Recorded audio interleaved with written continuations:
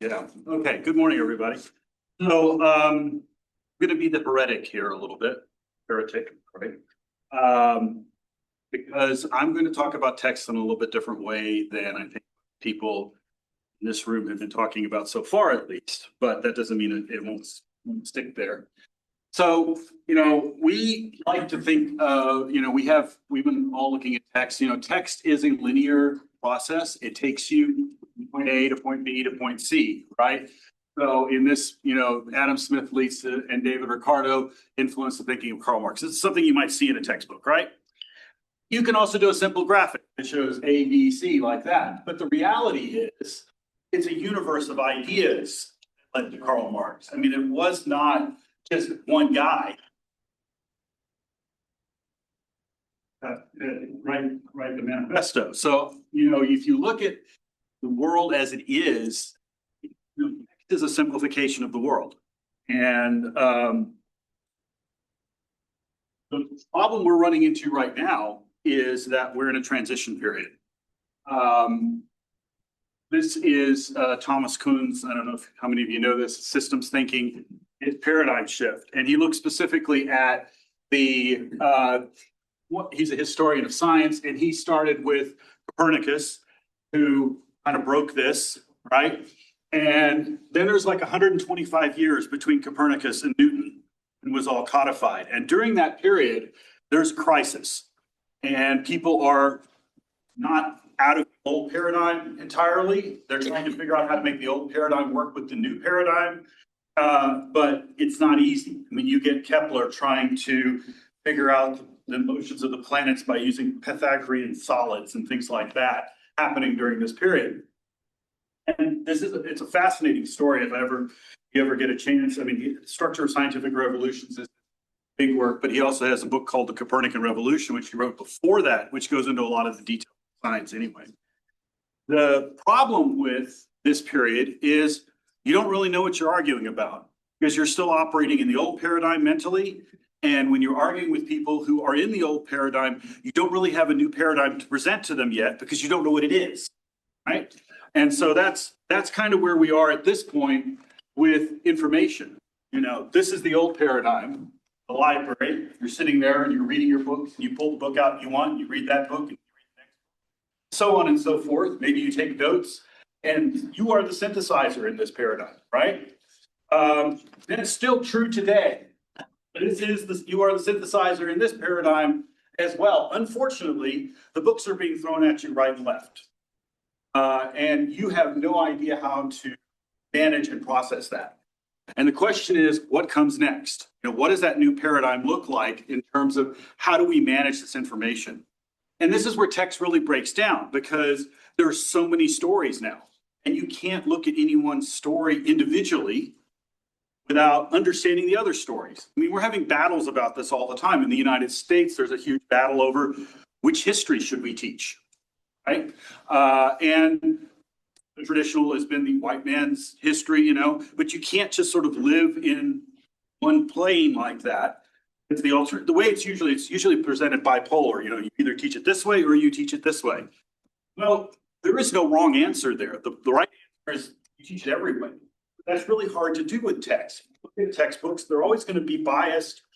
There's, no matter what book it is, you're always smashing that into the linear narrative of the book. The reality is your book is in a web anyway, and it's hard to express that given the linearity of things. So, this is what we're working on, and what does that look like?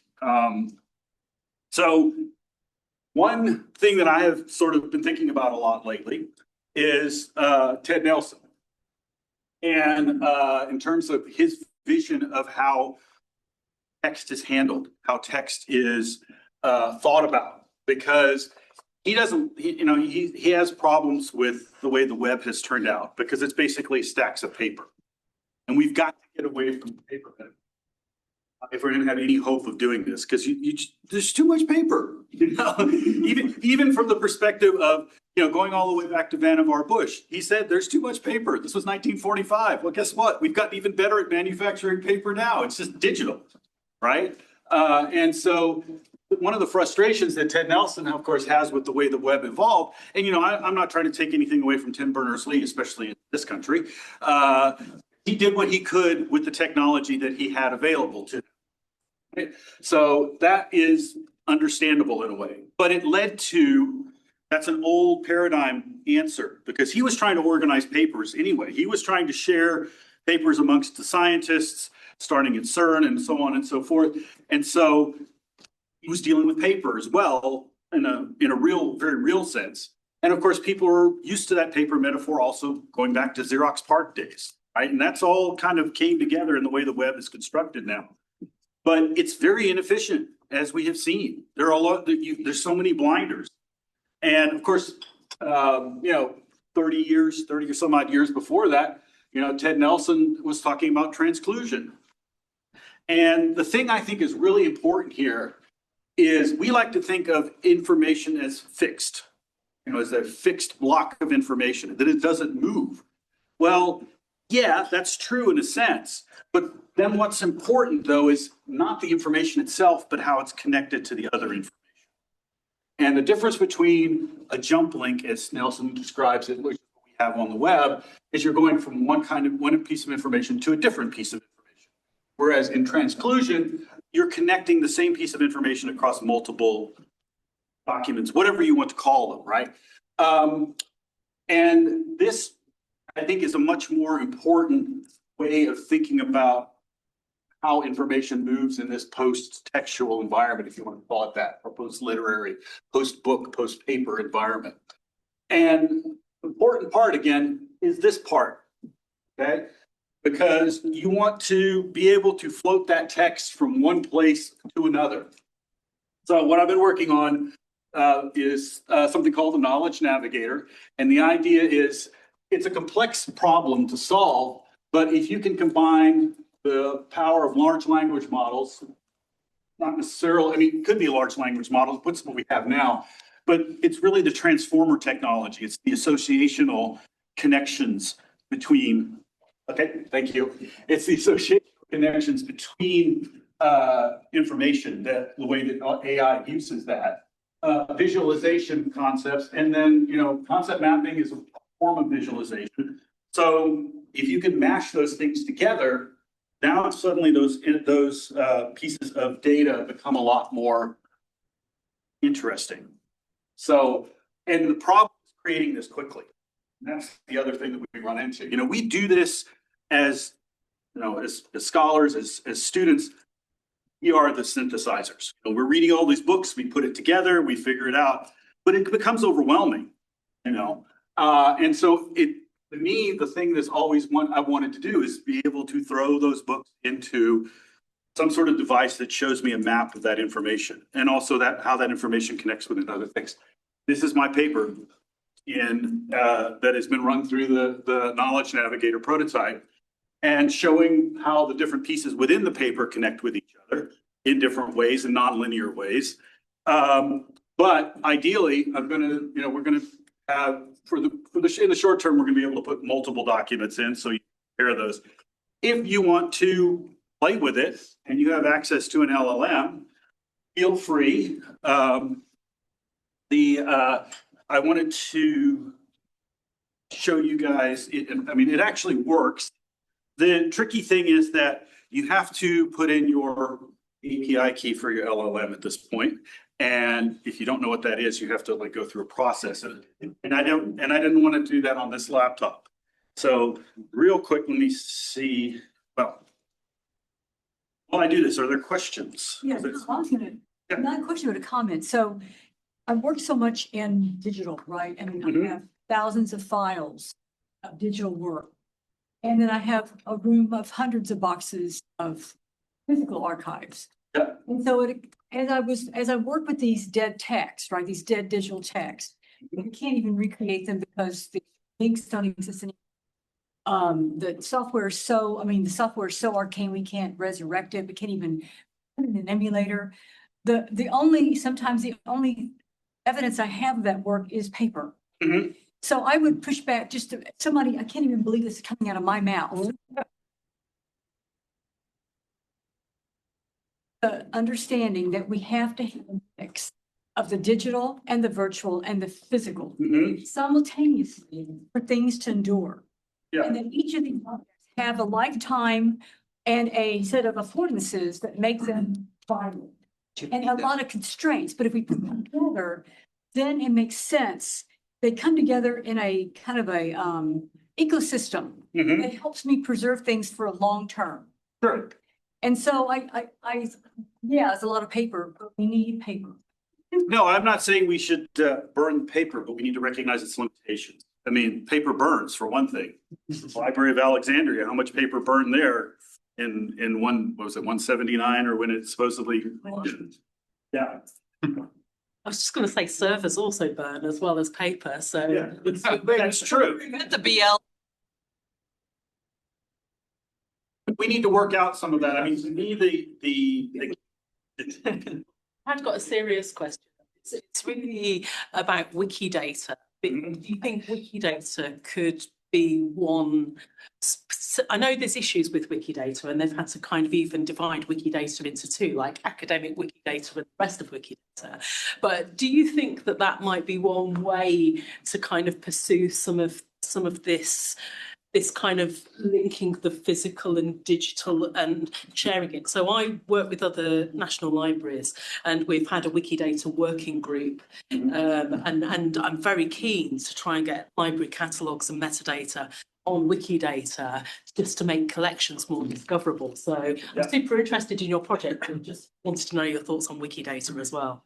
well, I mean, Wikidata is a cloud like any other sort of thing. And so you can, the key that I see at this point is that cataloging all of this stuff, and you probably know this much better than I do, being a librarian, is a huge task in terms of how much time it takes to do it. I mean, just trying to catalog my library at home, and I've got, maybe a few thousand volumes, and, you've got millions. And so, that's one of the biggest problems. And to me, the real benefit of this, and whether you're talking about Wikidata or any other sort of data, is that you can easily throw it in there, show what it looks like in context, and then redo it if you don't like it, right? And that's, to me, the real interesting possibility there. It's the speed of iteration that I think is really important. And wikis are already benefiting from that iteration because you don't have to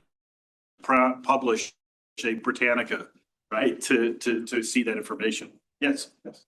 Thanks, Tom. Yes, you the elaborate diagram you showed there was a single article that you created into your system. Is it your intention that you could display diagram information to indefinite granularity, so that you come to a point where you can actually approximately read the diagram and get the content of the article, which is obviously a difficult thing to present logically, but would be really interesting if you.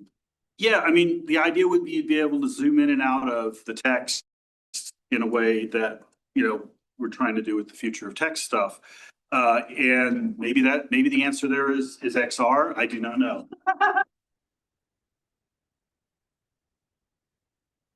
Thank you.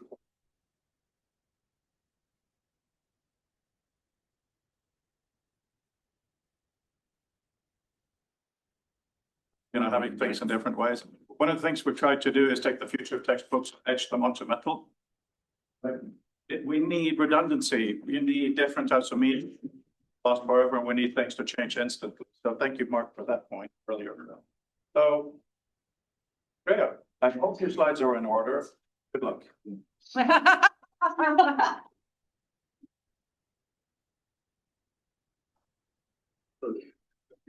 Hi, everyone. I'm just going to dive into it since we don't have much time.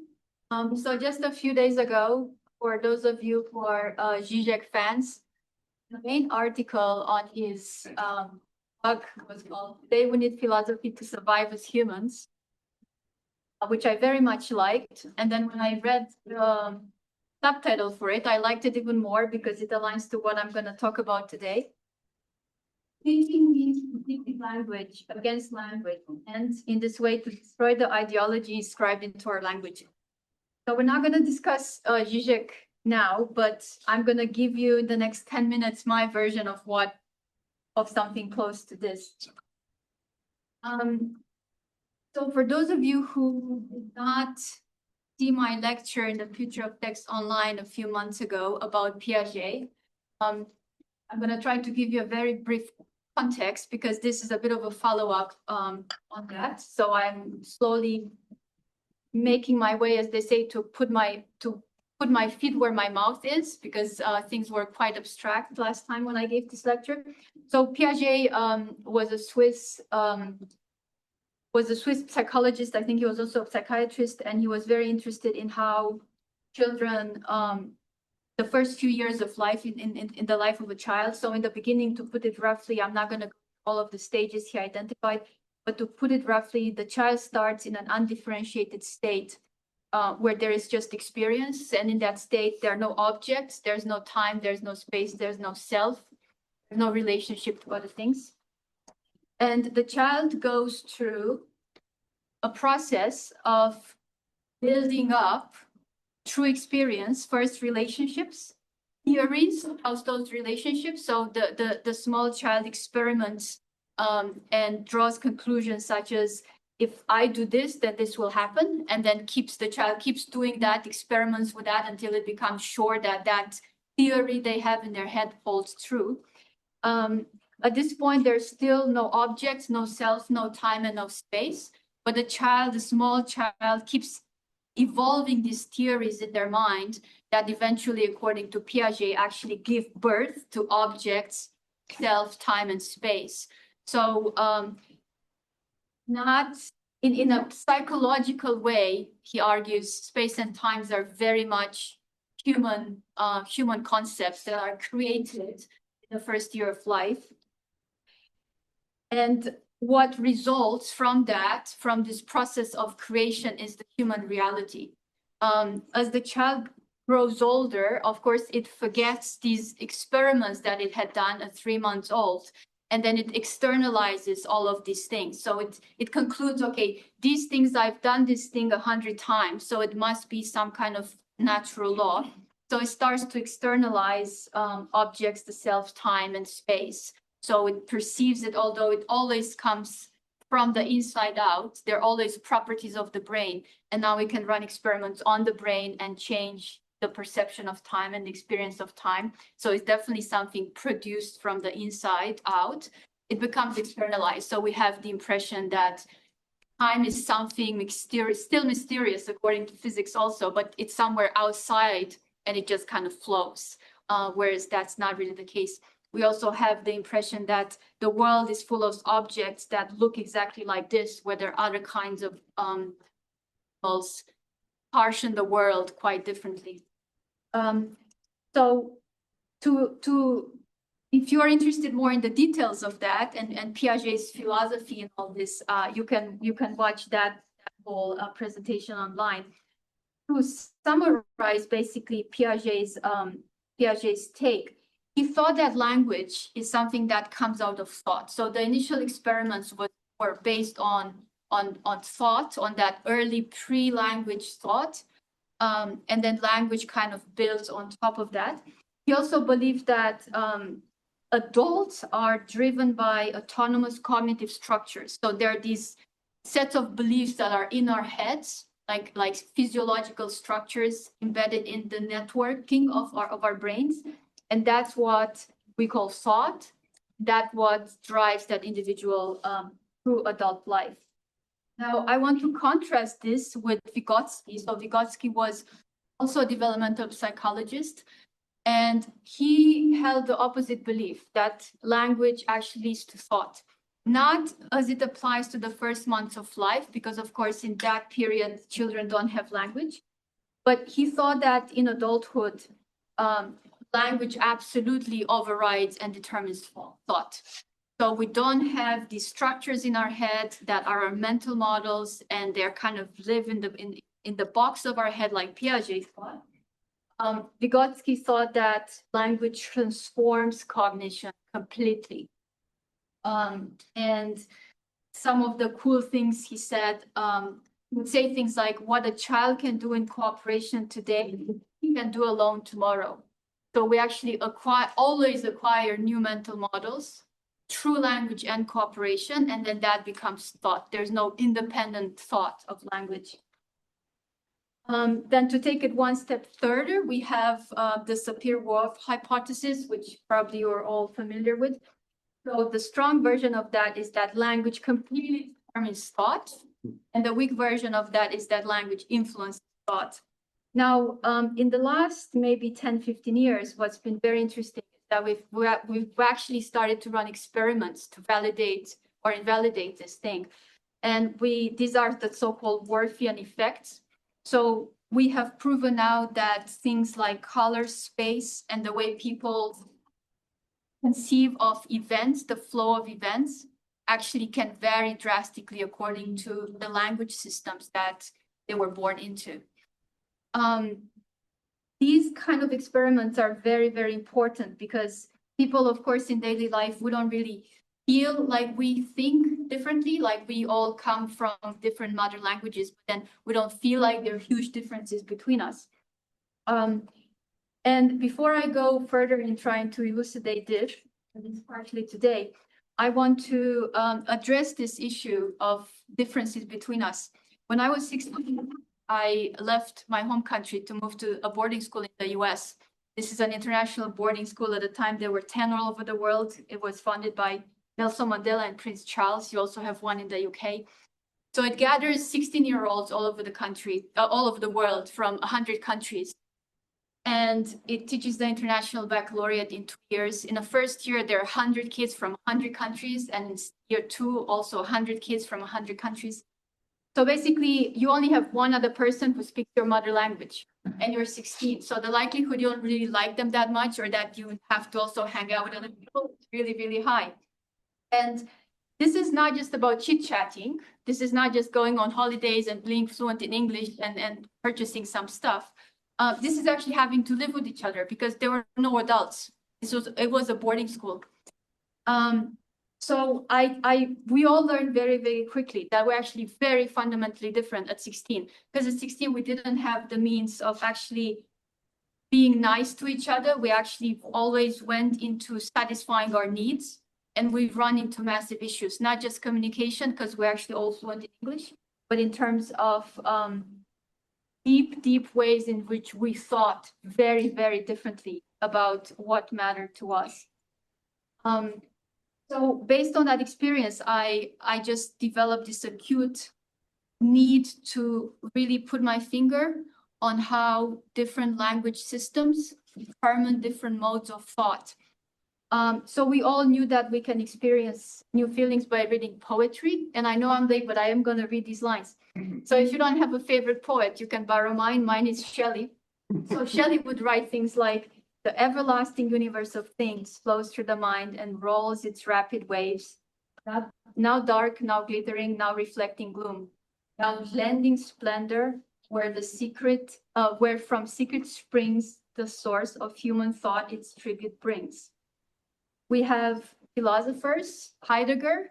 Talk to me later if you're interested in the fundamental difference between Dasein and Dasein. So we know that new languages enable us to understand completely new concepts.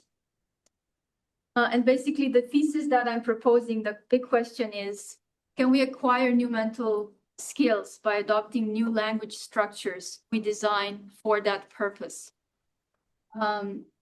And I'm going to wrap up with a few details on that. I still have time.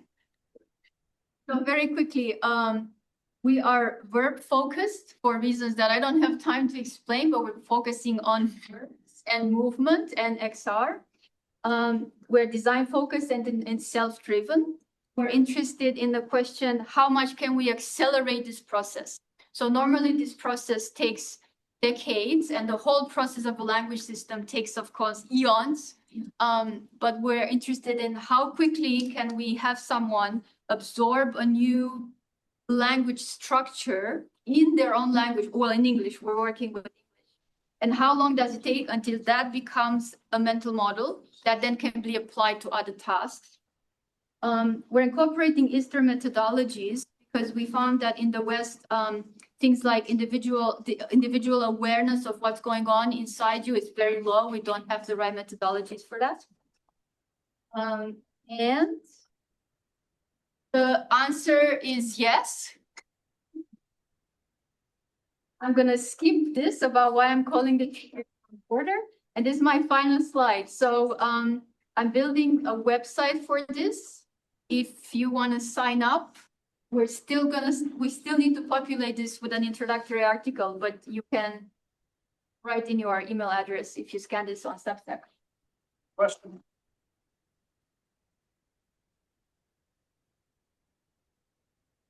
But to me, like the to play with languages to more and play more is programming languages, not human languages, but things we invent to play with like more abstract structures. And I can't help but look back with from Piaget to Resnick and Papert. So Papert was building on Piaget's work that you don't teach programming language to kids or to anybody else for the computer. You don't care about the computer, but rather better ways to think. So to me, that loops back also there that programming language, you do programming language, but you don't care about just better ways, hopefully, to think. Programming languages can also be used, but I have some reasons why I want to use natural languages. So I have some very specific things in mind that I'm testing on myself and will soon test on other people willing to be guinea pigs. But yes, programming languages can also be used for this purpose, yes, as all programmers know.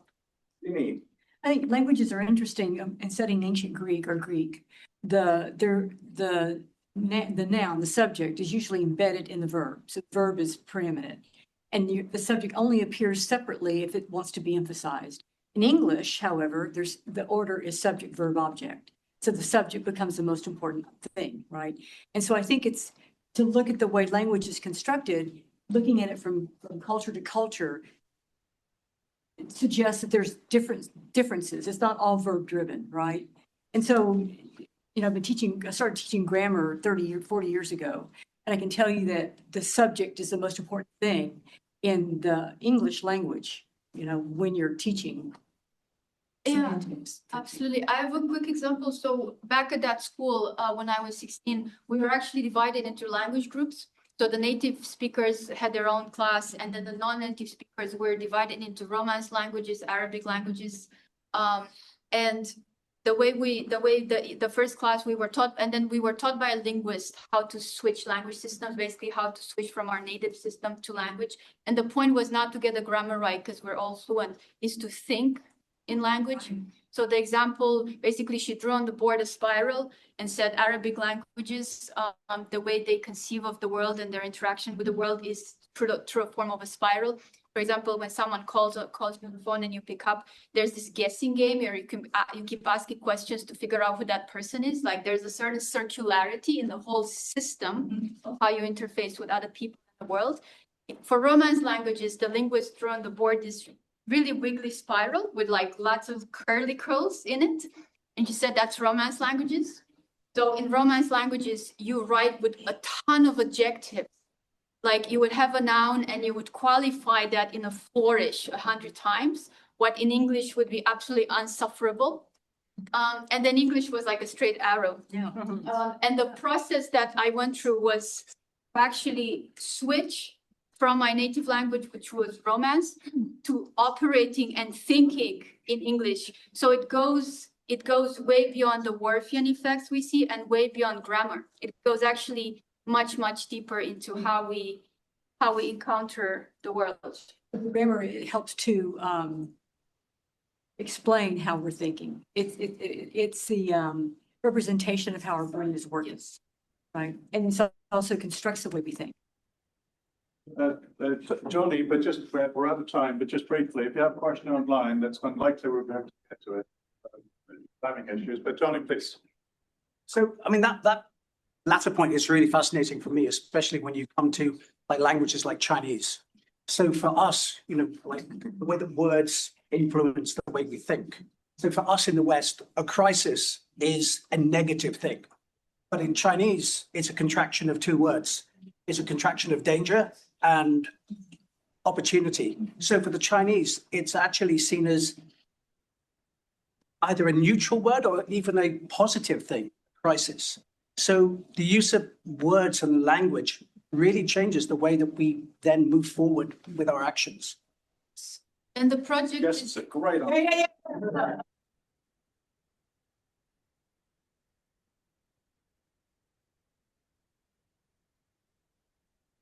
Gonna do this. Wikipedia page. Yeah, crisis opportunity. Okay, Sam Brooker. Okay, hello. I did have slides, but they were just the old man yells at cloud. Just have that in your brain the whole way through. I'm reading this. This is much more of a vibe check than it is anything really tangible. So it's really just me having a crisis up on stage, and you can enjoy that for 10 minutes. The future's already here. It's just not very evenly distributed, nor indeed is our enthusiasm for it. More than once in faculty meetings or discussions with industry colleagues, I've heard world weary, the AI genie isn't going back in the bottle, or a beleaguered, I suppose it is very clever, spoken with the resignation normally reserved for a deserving colleague who just leapfrogged you into a tasty promotion. At least it's very clever, interestingly, and never it makes me clever. Such voices stand in stark contrast to those who celebrate this incredible new frontier in textuality, those who choose to embrace the storm rather than stand against it. LinkedIn is aflame with, can you guess which image is AI parlor tricks? While the comments with increasing desperation insist that they can, despite clear evidence to the contrary. It's okay, they tacitly imply, my job is secure, that person has 6 fingers and eats spaghetti wrong. Well, the future's here, whether we like it or not, so get used to it, suckers. There's a worrying passivity inherent in Gibson's well-worn truism about the future, in this unassailable adoption curve beyond the dreams of Everett Rogers. When outgoing President Joe Biden signed off with a warning that today an oligarchy is taking shape in America of extreme wealth, power and influence driven by the industrial complex, the response in many quarters was not one of astonishment, but incredulity. You really just noticed. Where once news of some new technological wonder was met with wide-eyed excitement, now it's more often met with a weary wariness. A majority of knowledge workers in 2025 reported that technology negatively affected their lives at work. I think it's 64%. While a similar majority report fears of losing their job and the data autonomy that's represented by an AI future. The same percentage of professional writers, incidentally, believe their vocation, their very reason for being, will no longer exist. Are these Luddites or concerned pragmatists? Well, sorry, folks, it doesn't really matter. The future's here and it can't be stopped. Meanwhile, marketing is in overdrive, assuring us that the wider public that AI, a term so loosely defined in the public sphere as to essentially be meaningless, now has a place at every level of text and textual production. For those unaccustomed to the tech hype cycle, the sheer scope of such claims is overwhelming. We may take comfort in the words of George Landau, who once noted that just as chlorophyll was marketed in the 1950s as a kind of miracle ingredient applicable to every situation, so the term interactive was, in his view, over-applied to almost everything in computing, a buzzword that implied almost magical benefits. Is this all sounding dangerously familiar? We are clearly at an inflection point in the history of text, beyond which lies a future in which AI, whatever that means, is integrated more coherently into our lives. The AI washing, market stoking phase, the chlorophyll moment, will pass, the horizon of what an LLM can offer reached. Until then, speculation about the future of text in an age of AI is both essential and doomed, much as prognostication about the internet in the mid-1990s was inevitably doomed to be the speculation of people from a past where things were done differently, as Bush's Memex once was, and so ad infinitum. We cannot separate personal growth and communal change, Erickson warned us, just as we cannot separate the identity crisis in individual life and contemporary crises in historical development. Perhaps my Luddite anxiety is really a product of middle age, AI arising at a time when nostalgia and a yearning for the chaotic, more human web of my youth is at its strongest. The past is a foreign country, and they do things differently there. Wow, thank you.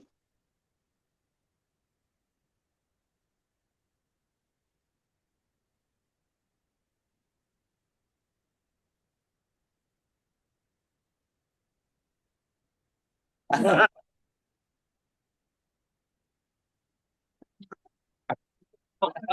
feel like I should bring Why is it, you said you were having a crisis? Is it, Yeah. Why do you think it's a crisis? I think because I think nostalgia was the kind of crux point in what I was talking about there. And I think Dene and I had this kind of same nostalgia, yeah.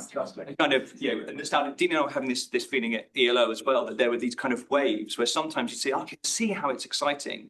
Other points you think, oh my God, this just sounds awful. Like, why do you want this? Why is this good? Like, why is this beneficial? Why is this something you want to happen rather than just something that can happen. You know, like I can technically break my leg right now, but why would I want to do that? So I think the crisis is when you can see this kind of enormous change happening, and it's inevitable, right? Like it's going to happen. There's no way around it.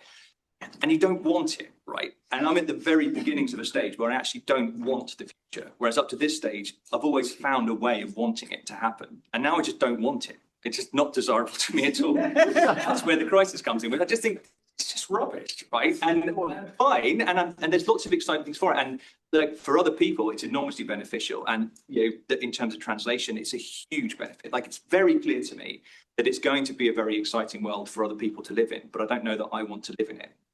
It's not inevitable. So, and when you say it is, yeah. helping people you don't want to do. Yeah. So it might be extremely hard, ridiculously hard, but it's not inevitable. I think that's part of why it's a vibe check, because it's that kind of, it's this moment. And that's why I think that kind of market language side of it is so important as well. That when you talk to people outside this room, absolutely terrified and just want to survive, right? And what that creates is an incredibly individualistic, very kind of, well, at least I'm okay. I don't care about anybody else. And you're talking to people about entry-level positions which don't exist. And we're kind of graduating students into the wasteland and saying, it's going to be fine, don't worry, you know, and how do you explain that? How do you engage with that? Yeah. I don't know if I should be invited. Dene and then Stella and then Tess. The crisis that I experienced, trying to get things shored up from the past so that there's something to share the future, share with the future, right? And we were talking about this at lunch yesterday with Alexandra.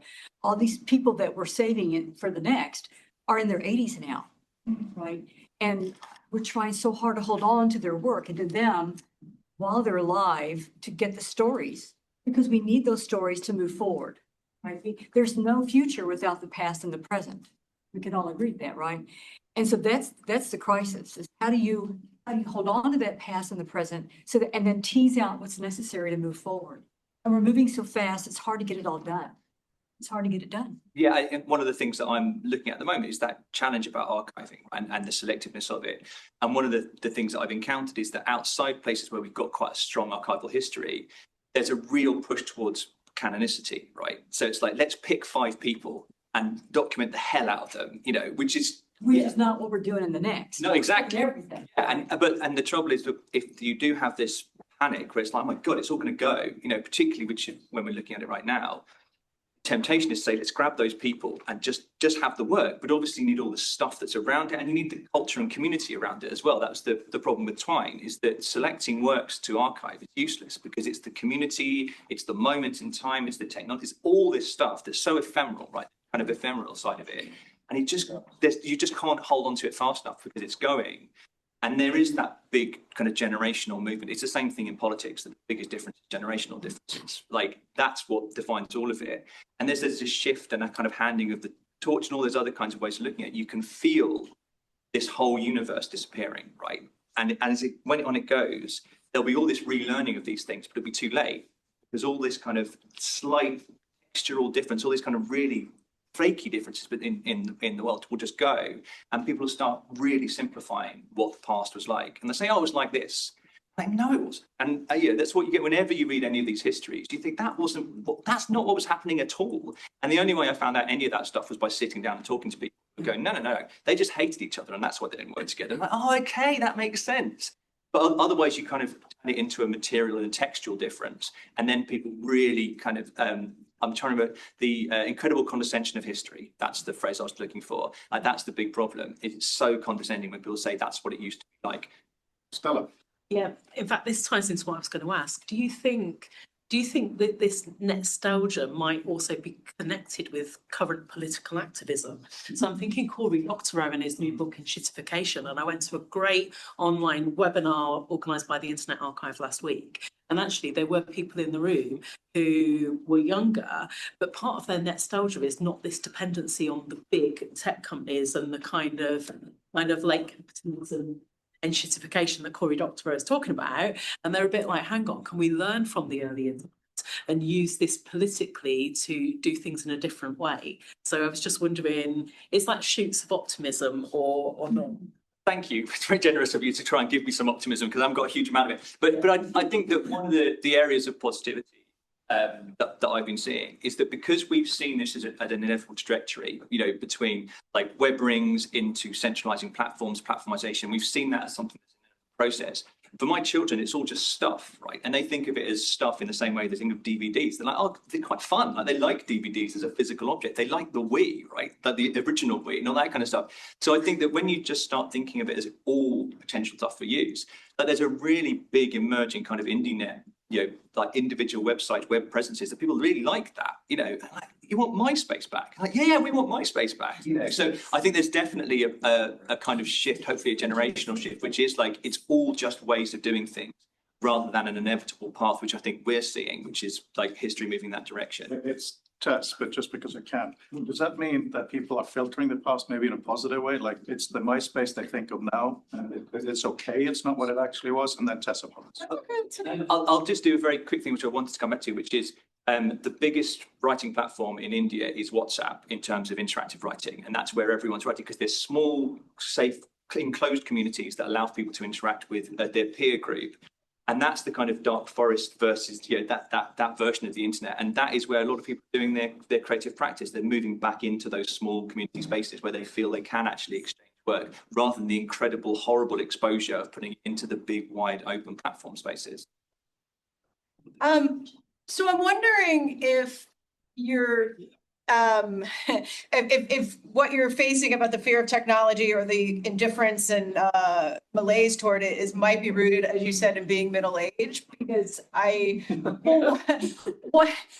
me clarify. I think that when the whole AI is going to take our jobs, my reaction is there's always something that's going to take my jobs. Yeah. Sexism was going to take my jobs, ageism was going to take my jobs, and I don't recall an outcry from people when those things were happening. So I feel the reason there's such a thing for the job of people who have previously been protected. Safe, yeah. Those guys. Yeah, so I'm wondering. There's so much attention, like, oh, and I feel that other people are going, well, yes, this is what's always happened, and we have to kind of roll with it a little. Yeah, so I absolutely agree, and I think part of it is, and it's that thing I think I said a little bit earlier on, which is it pulls people to retreat into the idea of, well, I'm safe and they're not, right? And that was fine when it was essentially, as it often is, kicking down at the working class, saying, well, their jobs are going to go, but it's okay because I live in the office, and down there it's going to be a big problem to who cares, right? And it was the same thing with outsourcing and all the other kinds of, and all those little social media clips you get of like, oh, OSHA violations, and then it's considered funny, like, look at this person who's working with like hot metal with no proper like PPE, and now it's coming for knowledge work, and suddenly it's the people that we actually interact with, and suddenly it's a crisis, right? So I absolutely agree that it is something that finally people are realizing, and again, it's that, you finally realize thing, like this is a long time coming, right? And the fact that it's very visible and very kind of both being very vocal and also potentially a bubble and all the other kind of things to talk about, but I think there is just that question, why is it now considered such a crisis? And, and I say for me, it is because it's in the spheres that I operate in, right? And I'm absolutely aware that it suddenly affects me and suddenly I'm thinking of it as a crisis, absolutely true. But I think it's also something to be talked about more widely, because I think if it does spread, into these other communities and spaces, it creates this kind of, and I'm really interested in talking a bit more about it as well. Yeah. We have one last question for Dave. I just want to say, Tom Haymes pointed out, it really comes down to whether you feel you have agency or not, which is a really important point. Yeah. You're not allowed to comment on that. No, Dave, real quick. What is it? Really lovely reflection. You captured probably something that we've all kind of thought about or experienced. Next year, I'm 49 again, right? So I'm kind of also in that sort of spot.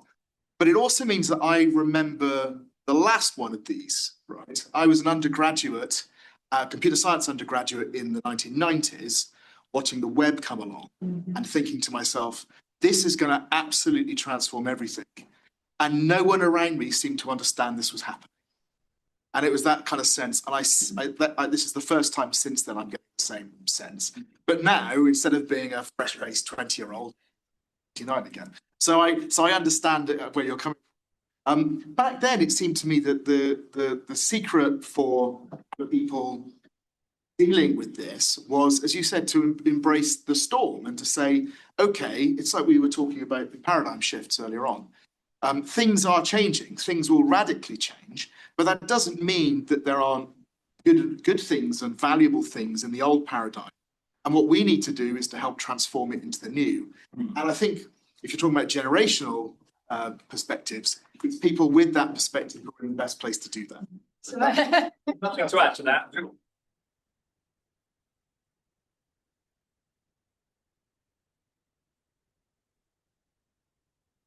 Tim has actually joined us. He's been invited to pretty much everything. In person, he's absolutely incredible. Thanks to Dave, I've actually had the opportunity to talk to that.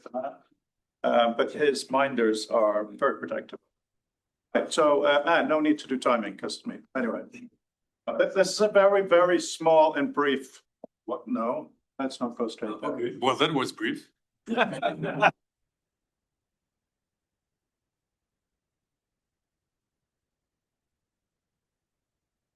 So please forgive.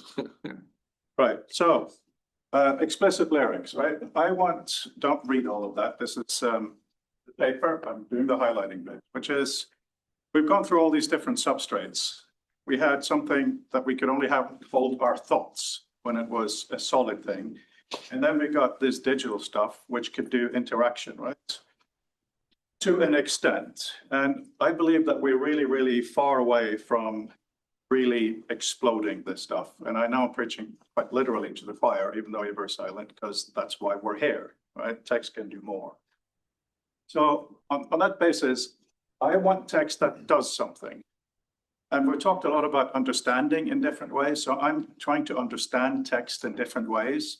We've had huge arguments in our Monday community on what text is in digital. You know, it's been absolutely wonderful. So when it comes can you give her a hug? Oh, look, I'm Italian. I was like, those are huge arguments. Yeah, sorry, that's where my brain. So here's the key. And Dave Millard was making sure I actually got my PhD. So I'm a doctor, thanks to him, primarily. And we had one of the arguments we had in the community was what metadata is, what data is, all of that stuff. Get to that a little bit because it's actually really, really important. So text has to make itself clear, say what it is, which is obvious, but not when things get digital, right? Because only then can we have powerful interactions. It's so easy to have dreams of things happening. But if you don't have the data, which is usually in textual form, you can't do it, right? So I agree with that slide should be automatic, that writing is thinking, editing is revisiting your thoughts, right? But also software design, you know, we have a prototype that's sitting right there, thinks by doing code. I think by designing. So for me, a lot of my thinking is designing author. It's a commercial product. That is how I think. So when I was dealing with this, our book, some of you guys actually cite people, which is, you know, you cited a lot of people. And so I then had to convert that into an author document. It's kind of fun to me because of the process we've gone through. So what I do is I select your citation, either through Google or AI, whatever, it doesn't matter. Get BibTeX, paste it into author, and it becomes an actual intelligent object. It means on export, you get the correct little thing in the body. Bring a little bit of intelligence, because BibTeX is just something super simple. I think, yeah, see, that's what it is. Title equals. There is no codey special thing, but it's explicit, it's clear, it's unambiguous. It can be parsed even from a PDF. That is so important. And as a consequence, we get what Vint calls computational text, which I think is really, really lovely.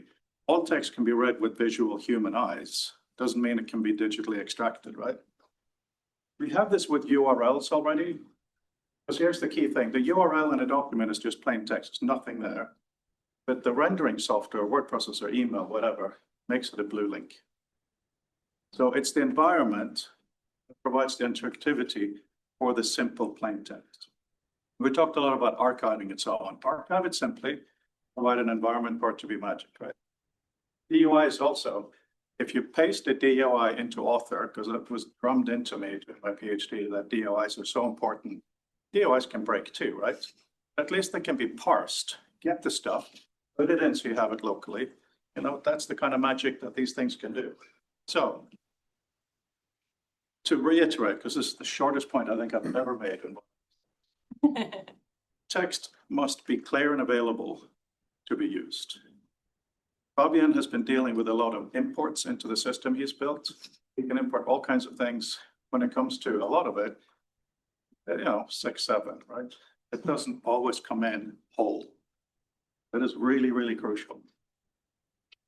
There's another tool, Liquid, that kind of started my life on this. Turns out I stole it. I realized when doing this, it actually speaks to this original idea very clearly, because the notion is that wherever you are on the Mac, select text, do a keyboard shortcut, you get a menu of options. And once you learn the keyboard shortcuts after a while, it's instant. You can do an operation in less than half a second without thinking. It's like walking down the road and deciding to go left or right. The reason it's so important, because I'm really not promoting this, is we cannot do that for XR yet. Right? What I use on the Mac is services. It's an amazingly powerful thing that allows things to go from here to there. Because we're living in an application-based world. It's not open, it's not the other way around.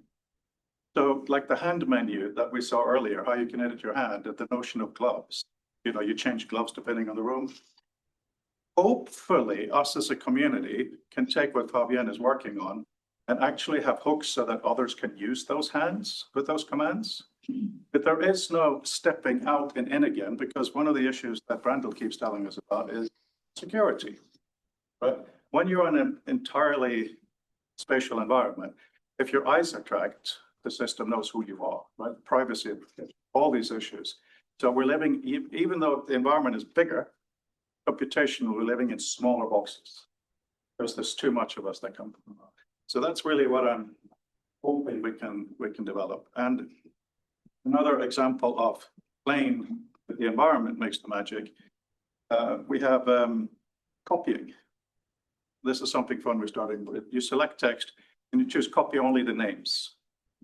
Copy the key sentence, copy a summary. So you don't have to go away and come back, right? That's kind of fun. Similarly, AI and paste is quite fun. That's very often we paste from a PDF for the web and it's formatted weird. You can have a prompt that when you paste with a keyboard shortcut, almost like the normal one, it goes through that for you. You don't have to think about it. Also, if English is your native language, but the document isn't, it can do translation on paste. This is where we forget the word AI and think of these smart little LLMs and plugging them in all over the place. Where again, the source text is plain text, right? So, as most of you know, in academic documents, you have these little citation things. And Mark made me make it so that in Reader, when you click on that, up pops information about the source. So you can get a clue whether it's relevant or not, because it stays small, you don't have all that stuff. Click on it, it goes to the source. If you have the original document, it'll open it to the page. If you don't, at least it'll do a web search, right? Super cool. So thank you, Mark, for making me do that. Why can't we do more of that? That's really my pitch today. So imagine spatial knowledge sculpture, as we like to call it, right? You put this here, you put that there, you put a beautiful picture of Tim here. Share that into a normal academic document has to be possible, I think. You know, we can't just introduce a new document form and expect the world to take it. So the notion here is these three things. Annotation should be separate, to make that really clear. Annotation is the reader doing stuff, not the author or editor, right? But if you look at location and glossary, glossary is the basic definition of what's something else. And it should be as simple as possible, but no simple. It should be the thing itself that you see in space, maybe a definition, maybe a link, maybe a resource. You can have lots of other stuff, but as basic as possible. And here's, for me, the real key. Location should be reference to whatever the glossary thing is, ID and XYZ. No scale, no font, no orientation, none of that. But my absolute dream would be to have a normal academic document produced in whatever way. You get into the XR environment, in the document, you come across R or whatever letter rather than a number, you click on it. It knows to go to the location and load that into the space. Right? How is it loaded? I don't care, right? Plain text obviously has to be rendered in the fonts, but it's the reading software that does that. So in this spatial environment, is it going to be beautiful fonts? Going to be big, small, facing you? Whatever? Who cares? Right? That's an extra bell and whistle. That was the same thing. Getting to the closing. So Ted Nelson argues that there's no such thing as metadata. All data is data. And in the middle of my PhD, it was really annoying because my PhD was about metadata. Mark has argued recently that metadata no longer has a clear single meaning. Right? Is metadata what's in the resource fork? Is it what's outside? Is it what's inside? My world, it's an appendix. That shouldn't matter. The key thing is, well, by now you should know what I'm talking about. The key thing is that the text and the data is there. That's it. I mean, as long as an AI, a basic local LLM running, can parse your document to find that's a reference or that's a this, it's fine. Who gives a monkeys where it is? The only monkeys that care about it is our eyes to make sure the document isn't a complete mess, right? But it matters what it says. So thank you. This was about explicit lyrics because I want the text to be able to carry a lot clearly, unambiguously, so that the environment can make it magic. Thank you very much. Am I under time?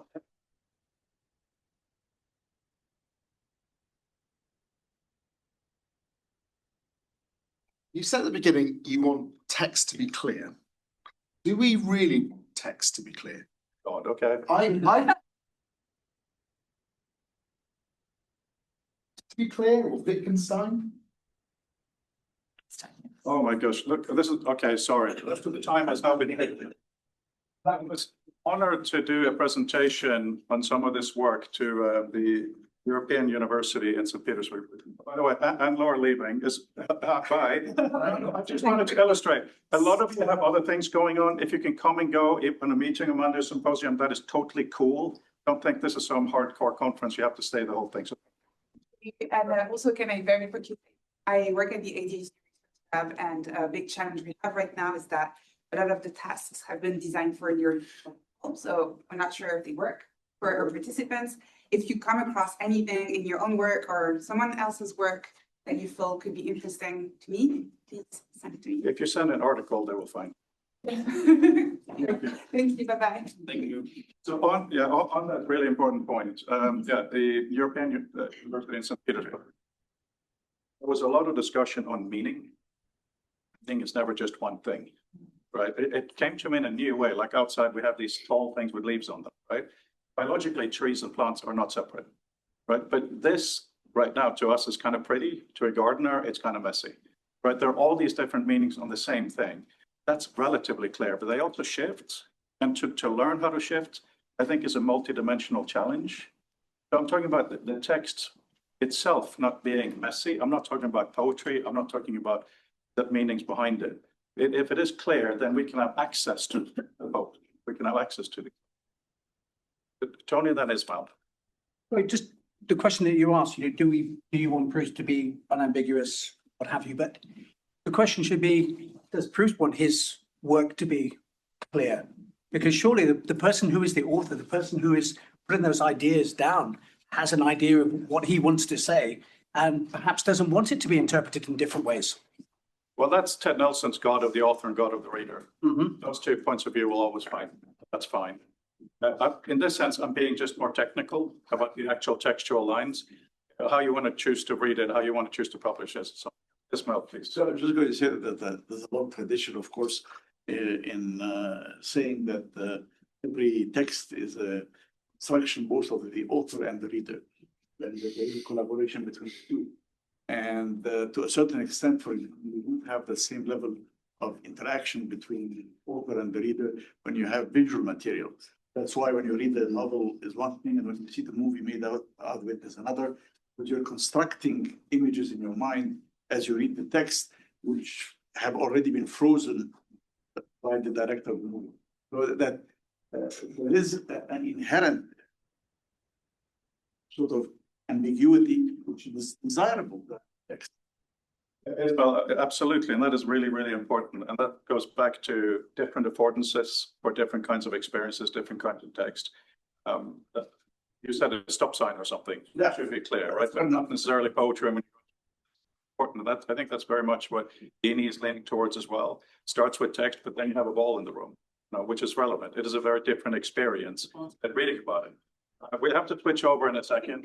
Fabian's getting ready, but we'll go this way. Stella first, briefly. I was thinking of a practical thing with the referencing. Could you have it so it could check the veracity of the references? So there's a lot of AI slop, inaccurate references floating around, and if you could have something do like a verification check, that would be amazing. The answer is theoretically, I would say yes, we can. It's going to be interesting. What are you doing? Reference. It must be on there. Let me think about that for a second. That's really the main point about being clear, because if there's clear text and a reference in the document, be able to do whatever you want with it, including that. Bless you, Marius. You've been gathering some feedback from real life users, right? Dene, Mark, Chicago, for example, Poznań. What's most surprising for you from that feedback about the clarity of text as perceived by readers or the first timers, you as a designer? Interesting, you should ask that now and not earlier, because Fabien has built a lot of technically amazing things. But Keith was sitting behind you, one of my oldest friends. He's done a little bit of headset, but then we did it about a week or two ago. When he went into the room where you have just a map of knowledge with a blank background, and you can do this. Keith, wasn't that one of the wow for you? Yeah. So the clarity of what it is and the directness of the interaction is what I keep hearing, the wow. To be able to do sophisticated things, it takes sophisticated experience to get to it. I now have to switch over to Fabien. So these whole thoughts. Just the browser. Just the browser, yeah. Okay. You can start doing your talk a bit. Actually, for the document, to go back a bit to the chlorophyll moment and a discussion we had yesterday about technology. So I'm a technologist. I love technology. I think it's important. I think it's fun. I also think you should be worried about it. And one of the main criteria for me when I love gadgets, so I buy a bunch of gadgets, so much so that they fall there. So I love gadgets, but I think the one criteria or the criterion I use to get new tech is agency. Does it preserve my agency and the one of people around me? Or is it like whatever, extracting data, making me addicted, and thus, despite some benefits, limits my agency, short term, long term, whatever. So I think it's, do you buy Lego bricks to build stuff? Would you buy very cute, very short, very lightly done prism? And to me, that's the criteria. If somehow, no matter the benefit, it's going to limit your agency, at the very least, be mindful of it. Ideally, don't buy it, don't use the service, don't help others to limit your agency. Really a loose strategy. The win strategy for people selling it, or even selling it for free. But technology, if it's not helping you, and if you're not either buying the right one, supporting the right one, building the right one, again, that preserves your agency. So yeah, but it's feasible. There are alternatives, and if it's not, we build it. That's okay. So while Fabien loads the page, just wanted to say we're changing this program slightly. After Fabien, there will be lunch, and then we'll start with Ken. So that you don't smell the wonderful potatoes for too long. That's good. I have a 0-minute presentation. We can just. So actually, it's it started as a little adventure. So I don't have slides. I actually wanted to just plug this in and show you the presentation in PR, but there is no plug for it. So luckily, because I'm a little bit not paranoid, but I expect technology not to work. I recorded a short video this morning. You want a dongle? Would that help? No, I don't think so. It's too many and. Okay, it's part of the fun, and again in terms of being resilient, I guess. So recently added. So I have a video server. I publish a lot of the videos on work, on discussions. Put it in full screen. You're not a Mac user, that's okay. So example of limited agency, you want open source, you want software, you want open hardware. You want this one? Yes, this.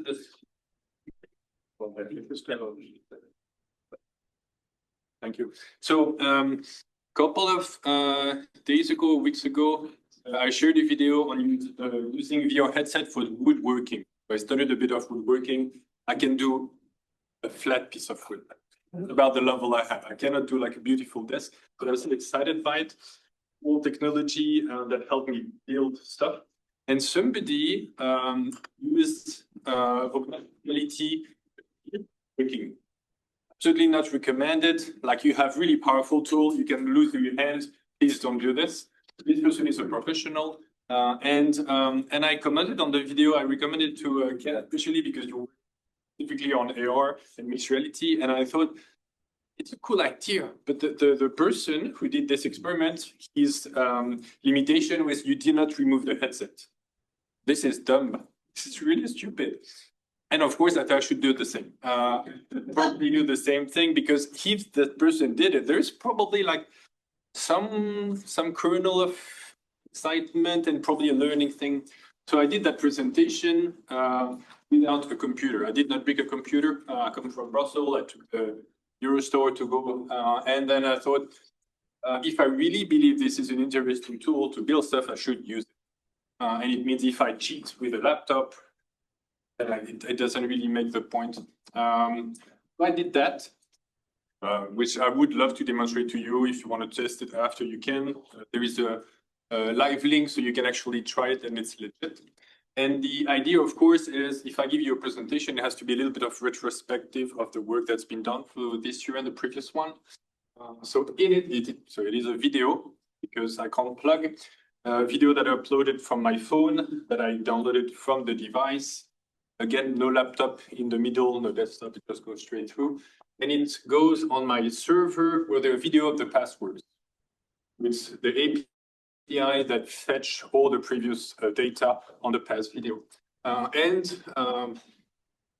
It's nice to see you all, but I also came to London and I went to the Tate Modern, and I had one of the exhibition was on studio practice, how artists organize their space to do their creation. I thought that was, of course, totally appropriate. How do you shape the space for your process? So I took a photo of it and uploaded the photo on the server. Again, no laptop, nothing, no desktop included, just straight to there so that I can manipulate it. And then I will show you the video.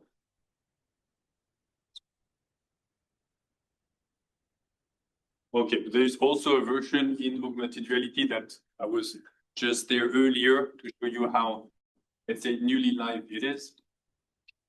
I was actually listening to the presentation, but and one thing you can see is I pulled the video on my head, and then I follow the link inside the description of the video. So they are not just video; the videos have descriptions.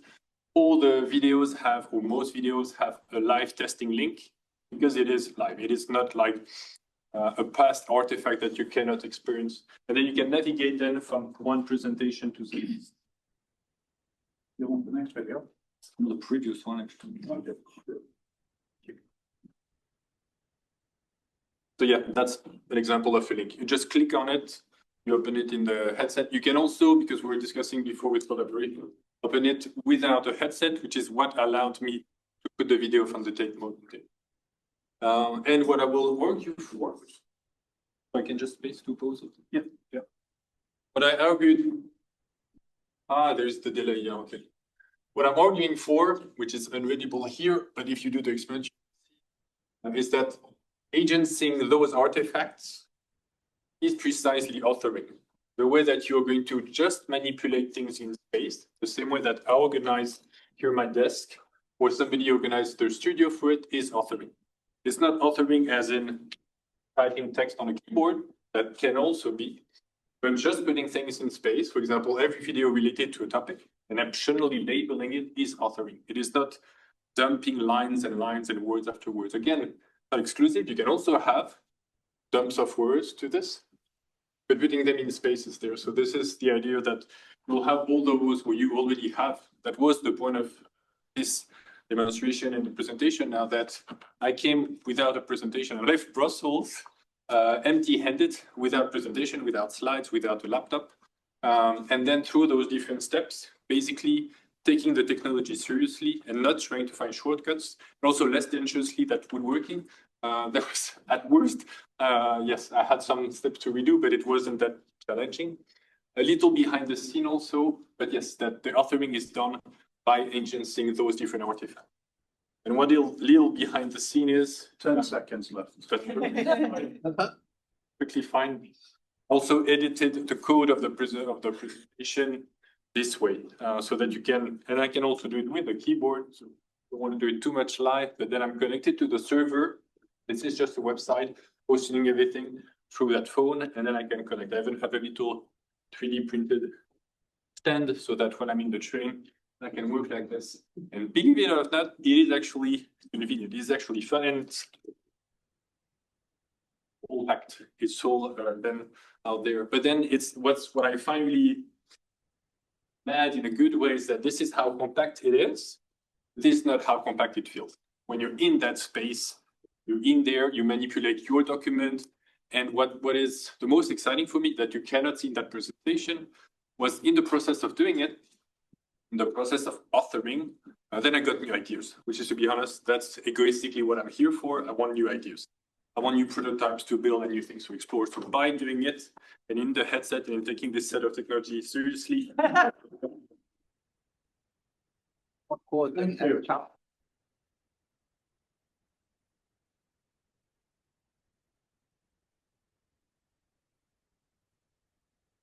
Works. Yes. I'm just thinking about these tools, and one of the things that we have kind of struggled with is the idea of collaborative spaces and how we can work together, because as we work in all of these different models, one of the main complaints about Twine is that we can't work collaboratively.